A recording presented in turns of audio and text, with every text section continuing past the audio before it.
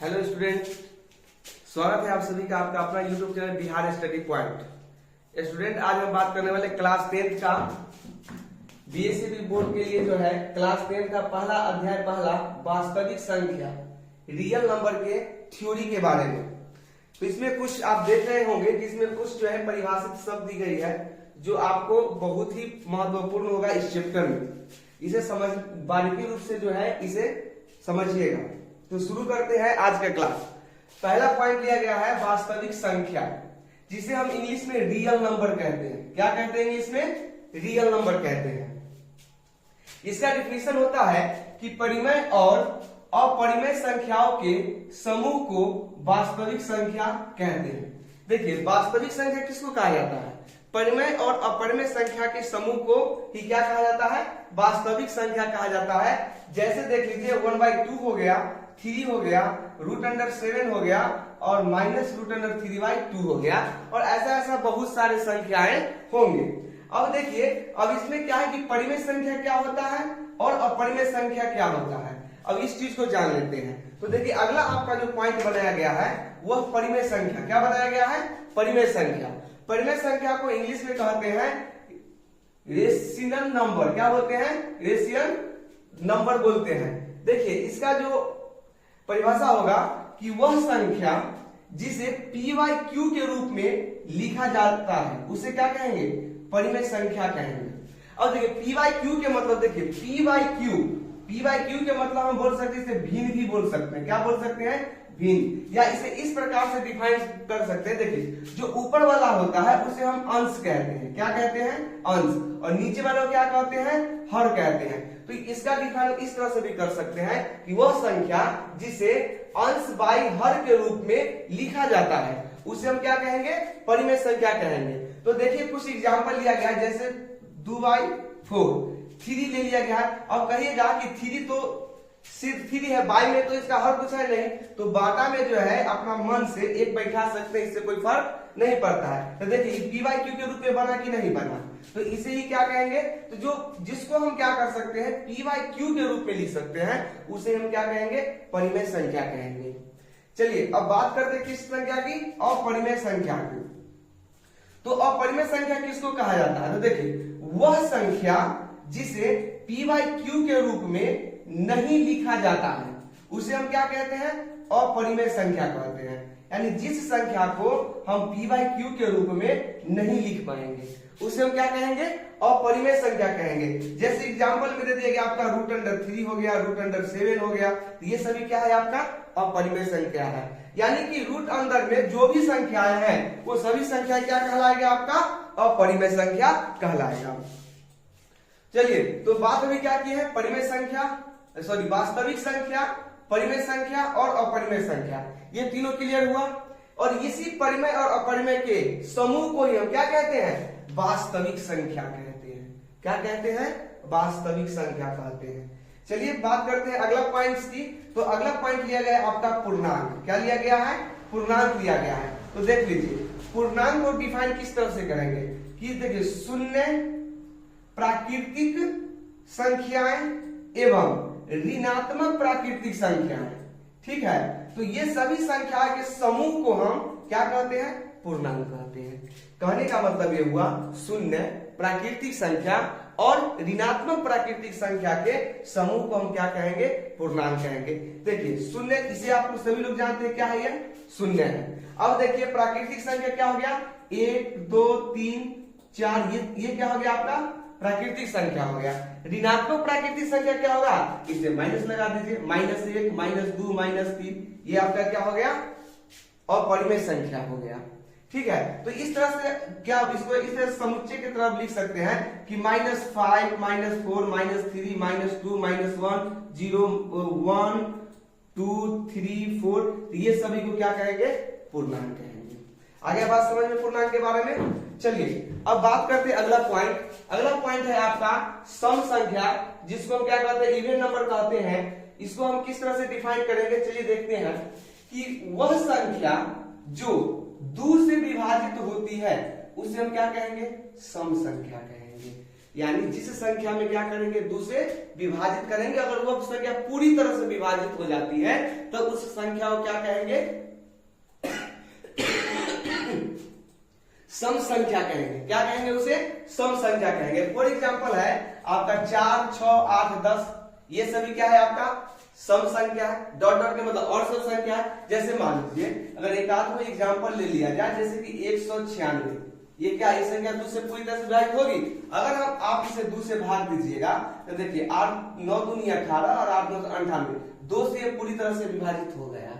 इसका मतलब ये हुआ कि 196 जो है आपका क्या है, सम संख्या है।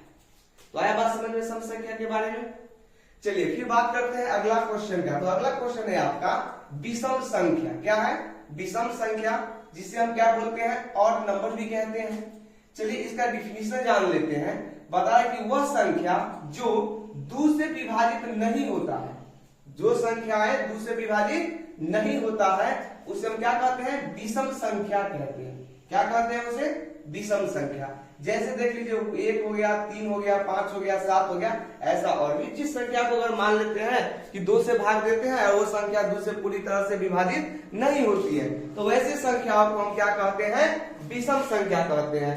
अदर एग्जाम्पल देखें तो देख लीजिए, जैसे 151 ले लिया जाए तो ये 2 से नहीं कटेगी, 201 ले लिया जाए तो ये 2 से नहीं कटेगी पूरी तरह से। तो ये सब संख्याएं जो होगी आपकी क्या होगी, विषम संख्या होगी। चलिए बात करते हैं अगला पॉइंट। आपका अगला पॉइंट है अभाज्य संख्या। कौन सी संख्या है, अभाज्य संख्या। तो देखिए प्राइम नंबर, जिसको हम इंग्लिश में क्या कहते हैं, प्राइम नंबर कहते हैं। अब देख लीजिए क्या होगा अभाज्य संख्या का डिफिनीशन, कि वह संख्या जो एक या स्वयं से विभाजित होती है, जो संख्या सिर्फ एक से और अपने आप से विभाजित हो, तो ऐसे संख्या को क्या कहते हैं, अभाज्य संख्या कहते हैं। क्या कहते हैं उसे, अभाज्य संख्या कहते हैं। देखिए यहाँ पर एग्जांपल, जैसे 2 ले लिया गया है तो 2 या तो सिर्फ अपने से कटेगा और न तो सिर्फ दूहे से कटेगा। एक का मतलब ये कौन संख्या हो गया, अभाज्य संख्या।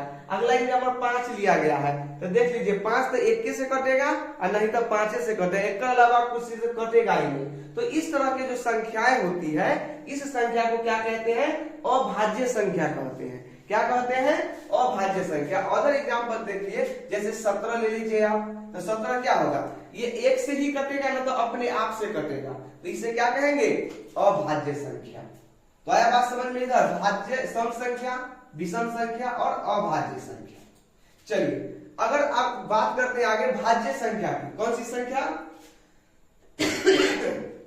भाज्य संख्या की अगर बात करें तो भाज्य संख्या को जो है क्या कहता है, कंपोजिट नंबर भी कहते हैं। इसका जो है डिफिनीशन क्या होगा, कि वह संख्या जिसका गुणनखंड 2 से ज्यादा हो उसे क्या कहेंगे, भाज्य संख्या कहेंगे। क्या कहेंगे, भाज्य संख्या। यानी देख लीजिए कि जिस संख्या का अगर हम विभाजित करते हैं तो उसका गुणनखंड जो है क्या होगा, 2 से अधिक होगा, उसे हम क्या कहेंगे, भाज्य संख्या कहेंगे। अर्थात इस तरह से भी बोल सकते हैं कि जो संख्या स्वयं और एक के अलावा, क्या बोलेंगे, कि जो संख्या स्वयं या एक के अलावा किसी अन्य संख्याओं से विभाजित हो तो उसे हम क्या कहेंगे, भाज्य संख्या कहेंगे। जैसे देखिए एग्जाम्पल 4 4 ले लिया गया है, देखिए 4 तो 4 से कटेगा ही, 1 से कटेगा ही, है कि नहीं। अब देखिए 4 जैसे अदर नंबर 2 से भी कट रहा है, तो देखिए इसका गुणनखंड कितना हो गया, 1 से कटा, 2 से कटा और 4 खुद से कटा, 1 2 3 को गुणनखंड हुआ। इसका मतलब क्या हुआ, कि 4 जो है आपका भाज्य संख्या हुआ। यही ना डिफिनीशन कर रहा है कि वह संख्या जिसका गुणनखंड 2 से ज्यादा हो उसे ही हम क्या कहते हैं, भाज्य संख्या कहते हैं। आया बात समझ में। चलिए आगे बात करते हैं। अगला पॉइंट आपका है शांत दशमलव प्रसार। शांत दशमलव प्रसार, चलिए इसका डिफिनीशन क्या होगा, कि जिस परिमेय संख्या के हर 2m गुने 5n के रूप में होता है उसे शांत दशमलव प्रसार कहते हैं।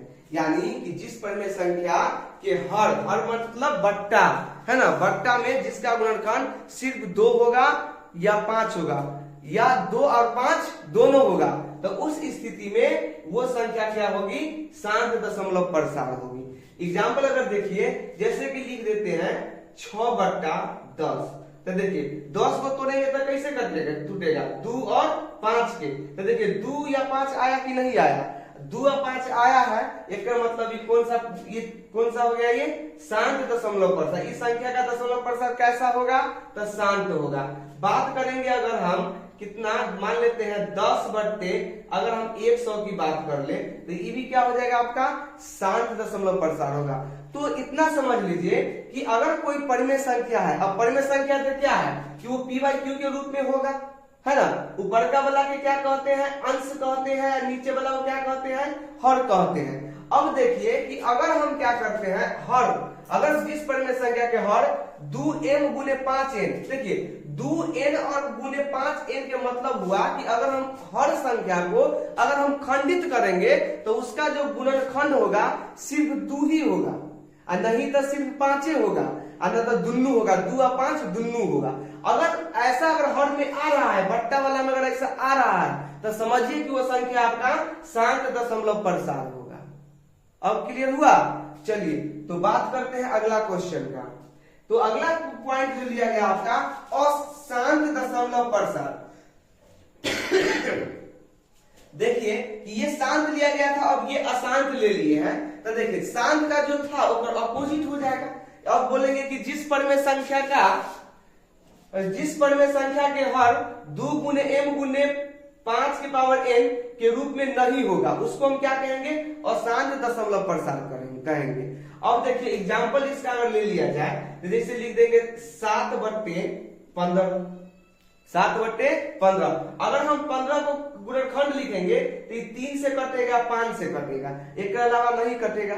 तो देखिए हर जो है इसमें एगो 3 आया, एगो 5 आया, तो क्या बोला गया है कि अगर 2m और 5n के रूप में न हो, तो देखिए बट्टा में कितना है, 3 है, 5 है, 2 और 5 के अलावा कौन संख्या यहाँ पे आ गया, 3 आ गया। इसका मतलब यही हुआ कि 2m गुने 5n के रूप में नहीं है, तो यह संख्या क्या होगी, अशांत दशमलव प्रसार होगी। ठीक है, तो ये था आपका कुछ परिभाषित शब्द जो आपको क्लास 10th के लिए काफी इंपोर्टेंट है। तो ये सभी चीज को अच्छी तरह से स्टडी कीजिएगा, और हम बारीकी रूप से क्लास 10th का पूरा चैप्टर हम आपको कवर करवाएंगे। तो क्लास 10th का मैथ के पूरा स्टडी करने के, पूर्ण रूप से स्टडी करने के लिए 90% प्लस नंबर लाने के लिए हमारे साथ जुड़े रहें। धन्यवाद।